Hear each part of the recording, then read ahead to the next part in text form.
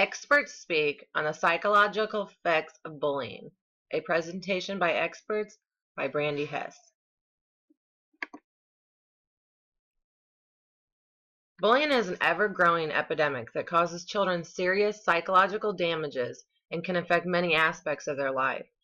Bullying is the act that causes harassment, embarrassment, humiliation, intimidation, or physical and emotional trauma. The psychological effects of bullying can cause a person to feel depressed, embarrassed, insecure, or ashamed. The school-age victims of bullying can have low self-esteem and social phobia due to the trauma they have experienced from the victimization of bullying.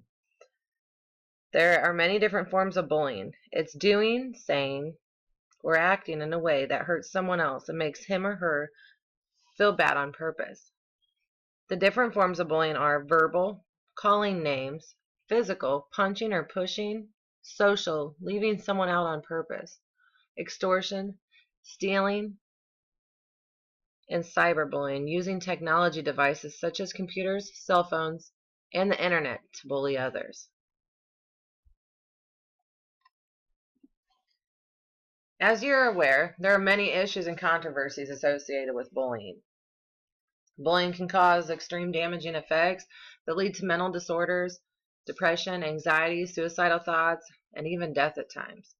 Bullying and suicide behavior are both associated with a variety of psychological problems. Psychological profiles of children who are victims of bullying show an increase in internalizing problems, such as anxiety and depression, and externalizing conduct problems, such as aggression or violence.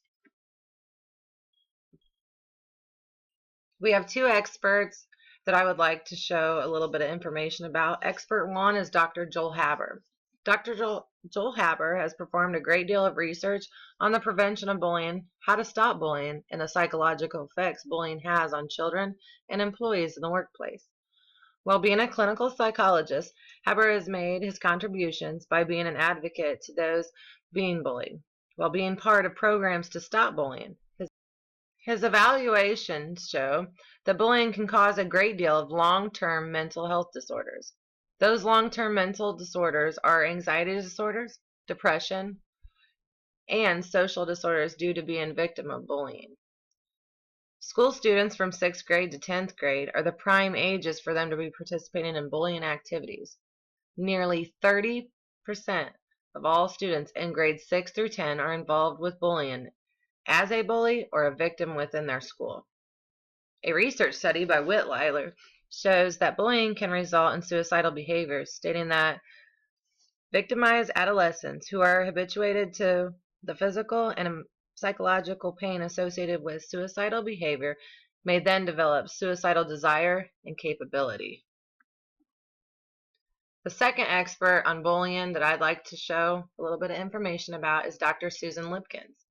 Dr. Susan Lipkins, psychological and expert in violence on campus, defines bullying as the intentional act of aggression that is mean to harm a victim either physically or psychologically. She also feels that the earlier the intervention, the less likely the problem will be psychologically for the victim.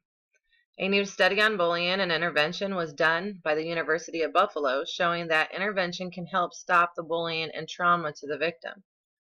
Physical and relational bullying can happen among children as young as 3 to 5 years old. But the results of a new study suggest that a relatively short intervention program recently developed by researchers at the University of Buffalo can lead to significant reductions in some of those behaviors.